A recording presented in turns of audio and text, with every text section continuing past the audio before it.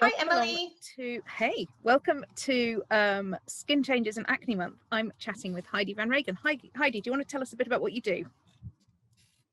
So, I'm a skincare coach, which is something that nobody knows what it is. I help people figure out what to splash on their face. Uh, it's and it's I don't work with a brand. I don't sell products. I'm literally just help people figure out. Sometimes it's like figure out what they want to do every day to their skin, to their faces, and it can be really what what they want. So I always tell people if you wash your face in the shower with soap every day and you're happy with your skin, then great. Uh, and if there's something that you want to address with your skin, then I'm probably someone who can talk to you about different options for how to do that. And a lot of my clients are, sort of in that age. People kind of sort of start to seek me out or be more interested in this when, of course, that happened. Um, when that sort of when you get to late 30s heading up towards menopause is usually a time when people start to like think, I'm not looking maybe quite as like got a few little fine lines starting to creep in, or like a little bit of texture, or my skin's just not looking as like fresh as it used to. So uh that's a great time to sort of start to expand your routine a little bit. So that's what I do. I basically chat about skincare with people a lot. And which is great because that's what I like to chat about. Yeah. So, what particular changes do you see people having as they go into perimenopause? So the big thing in perimenopause is just that your skin changes. It's and everybody's different, and skincare is very much in the same this type of idea as hormones. Like it's always trial and error. So you'll have 10 different women with exactly the same thing, and you give them the exact same things to try, and you end up with 10 different outcomes because everyone's different and everyone's skin is going to react differently. So you don't know. So I really look at the process so that people can look at their skin, assess their own skin to figure out what you need and things to try. I don't know what's going to work for anybody else before they try. So I I'm just here to give options and a way of looking at things and techniques. So the big thing with perimenopause is it's different. So it might be drier when you've never been dry. It might be oily when you've never been oily. But it's what you've done so far for the last 20 years doesn't work anymore. Is and because it's not what you've always done, it can be hard to figure out how to adapt to it. Now, thing that the main change that's experienced by the most amount of people is what we call dryness, um, which actually probably isn't dryness for most people, is actually probably dehydration. So, and it it's great because dehydration is actually really easy to address. Um, I'll start with the one that everybody asks, which is, but I drink a lot of water. Like, shouldn't that be fine? It's not going to go into your skin. Like, it's not. Your body is going to use all that water. If you don't drink enough water, your body might steal water from your skin, but the water that you drink is not going to get pushed like out into your skin. So this when we talk about getting water into your skin, we're talking about showering and bathing and swimming and whatever, like literally being around water. So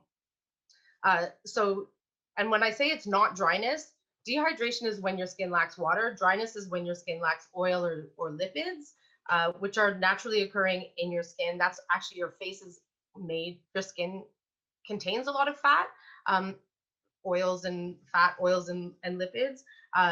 So when you're off balance, you can be missing one of those or both of them, or either of them. So this is what when I'm talking about all of these, I'm talking about balance. So when you're like my skin feels tight, my skin feels flaky, my skin feels gray is something people look. My skin looks a bit gray because I'm sitting in front of a blue, a blue background. Probably not the best skincare color, but anyway, these are the things that people ask me about. Like, I just look dull, I look tired. So all of those things are gonna be probably addressing hydration and oil balance is a good place to start with that. So I've prepared some products that I use to talk about it. I'm not selling anything, just so everybody knows, except obviously my services. So here, this is a menopause spray, specifically targeted men know me, no pause, marketing towards perimenopausal women. That's okay. I mean, we're an underrepresented demographic and we want to take care of our skin. So in theory, this should be good for us. More expensive, less expensive, good old fashioned rose water, couple of pounds from any place that sells lentils will sell this. Your Turkish off license probably sells this. Your local bakers probably sells this. Sainsbury's sells this for £1. It's a grocery product. It is literally water that's been mashed up with rose petal leaves and then distilled. So it's a super pure product. It's just water. Sometimes there's a tiny little bit of preservative, but that doesn't affect using I remember Granny used to swear by that. Granny used to absolutely swear by rose water. Absolutely swore by it. And had amazing skin until the end. So it's great stuff. Decant it into a little spray bottle and keep it in the fridge, and delightful. Or like same with this one, you could keep that in the fridge and it would be nice. So the idea fine lines and all all that, it's just like we want to be plump. Water makes you plump. So you're replacing what you're missing. And then these are things that you can incorporate into what you're already doing. Like if you have a basic routine is going to be cleanse and moisturize. That's where you start. And that's fine. If you're if you're happy with your skin and you've got a great cleanser that you love and you've got a moisturizer, when you wash your face, you're exfoliating a little bit anyway, so you're good. You can, if you want, spritz a little in between. The way to use these spritzes, if you want to incorporate spritzing into your life, is not to just go around and spritz your face all the time, because it'll wet your skin and then it'll come back out again. So this is where the oils come in, and really, if you want to address, really you're addressing hydration and dryness at the same time. So you want the water, hydration, water, and you want, we all hear about hyaluronic acid. That's the little spongy bit, little sponge that goes into your skin and holds the hydration in place. So you want to have the, literally, you don't bathe in this. This, you just do one, like that there, like one gloopy drop of it because it's sticky. So there we go. And then you put your spritz. That's gonna, hold the water in your skin, and then you put your moisturizer on top. If your skin is dry, like flakiness is dry, that dullness is also dry, add a couple drops of oil to your moisturizer. This is the easiest oil to use. This is squalane.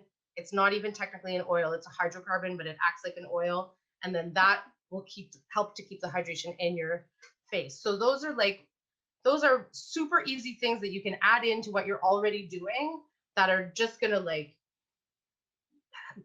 plump your skin up and then keep that plumpness in there, and are easy and cheap. Like you can do all of those things for less than 10 pounds. Like you can add all those products into your routine for less than 10 pounds. So it's probably a better value than trying to go out and buy like some super expensive anti-aging serum, which do their own things. I'm not, I'm not saying I don't have a fancy anti-aging serum or two, but but it's useful to know that actually you can do it really easily, because I think we get kind of caught up in this idea that we need to have the shiny products, when actually if we just look at the individual things, we can do it ourselves really easily, can't we? Super easily. Like it's not, and these products, like they're not, you can't really fuck them up because they don't have the potential. I mean, any product has the potential that you personally, your skin just doesn't like it. Any product, there's someone allergic to it somewhere. Like, so always patch test. Like what I just did there on the skin, the day before you put it on your face, do that. Personally, I love patch testing because I want to see what the product is like. I want to see how it sinks in, what the texture is, like how it, what I'm going to use it for. So it's not like I'm doing a patch test because I expect my arm to fall off. Like, no, I just want to get to know the product a little bit before I slap it on my face. And then if for some reason there is a reaction, then okay, good. I'm glad I put it on my arm first. But most products in the hydrating department area tend to be fairly gentle ingredients. Like the more like active anti-aging ingredients would be more in serums and stuff like this. Like these are targeted single, like this is from, I know you can't really see the label, but it's from The Ordinary. This is the large size bottle. I think it's 6 pounds. There's a small size bottle too. And it's a dedicated serum. So there's actually very few ingredients in it. Like it is just what it is. It's squalane oil. That's all it is. There's nothing else in there. So these products are very easy to incorporate. Like, and my mom had the same thing as you, like did you say your auntie, your grandmother? Granny. Like Granny. A little bottle. She'll keep this in an atomizer beside the sink, and then especially the other thing that we should all be giving attention to is sunscreen. We should be wearing it anyway, especially when going outside. But if you're concerned about the signs of aging, the number one product that anyone can use is sunscreen. And the nice thing about sunscreen is that it helps to seal in hydration. So if you're doing, adding a few like layers of hydration, like there's a fancy Korean technique called the 7 skins technique. And but basically just means adding hydration to your, a few times. So this, like menopause, like it's not, you have to do that when you spritz your face, like it's that's it. And then you just, and if your skin's thirsty, you can keep going, a few layers, or if you do use the serum, you can do it before and do it after. And then your moisturizer is going to like hold all that hydration within the skin. I'm not necessarily a huge fan of just randomly spritzing all through the day.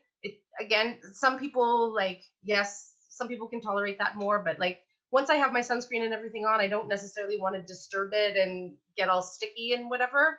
But if you're at home and you have your rose water in the fridge and you like it, it's not gonna hurt either. So that's hydration 101, and it's easy. That's brilliant. Thank you so much, Heidi. No problem. Do we want to have a little quick word about blemishes, since we're, if you want to? Yeah, quickly. there? So I have a good post about blemishes in the guides, and also just while I mentioned it, there in the experts post, I have a post.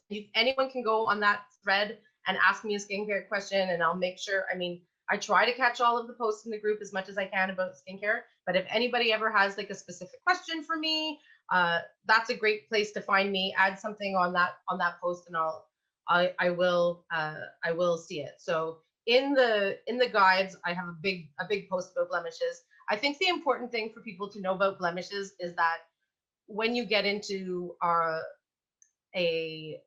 again, it's a transition question. We're not necessarily really talking about the acne that we had as a teenager anymore. There are other types of blemishes that we're probably more prone to at this age group, which are not necessarily like the big whiteheads we had as teenagers. And it is before you try to figure out what to do about spots or acne, it's a good idea to figure out what you're actually dealing with. So I have a whole list of like the different types of acne and what the potential causes might be on that post. And that's a great place to kind of look and start to be like, actually, it's not really acne, it's a blackhead, or it's like the sebum that's in our pores can oxidize and turn black. So that's something that a lot of people deal with. And the natural processes that your skin did on its own in your 20s and into your 30s are really slowing down now. So the skincare that we do now is really to replace the function of what the skin did naturally for the last 2 decades, and that now it needs a little bit of help. So I'm always happy to chat with any of our group members about different ways, different ingredients, things that you can add into your routine to enhance the skin function, types of products, types of techniques, and how to add those into what you're currently doing. Awesome. Thank you very, very much. That's loads of information for everybody. That's brilliant. Thank you. It's my pleasure. And I just want to say, Emily, that your skin looks lush. You've done a much better job than me picking a good lighting. Skin's all about the lighting. And I promise everyone out there, whatever you think is wrong with your skin, no one else notices. True fact. And True fact. that's not a reason to not care. And it's not a reason to, I look at myself thoroughly in the mirror every day of my life. And I don't wear makeup, and I'm a skincare coach, and I've got spots and blemishes and a red nose and a couple of fine lines, and I don't have Botox. Not that there's anything wrong with that. I don't judge. I just can't afford it. Well, I'm afraid I don't want to start is my problem. But, Yeah.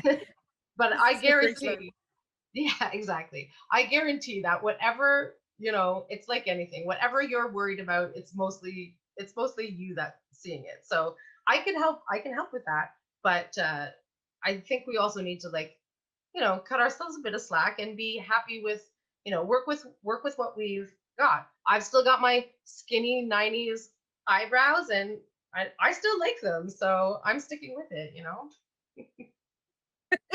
Awesome. Thank you. It's always nice to see you, Emily.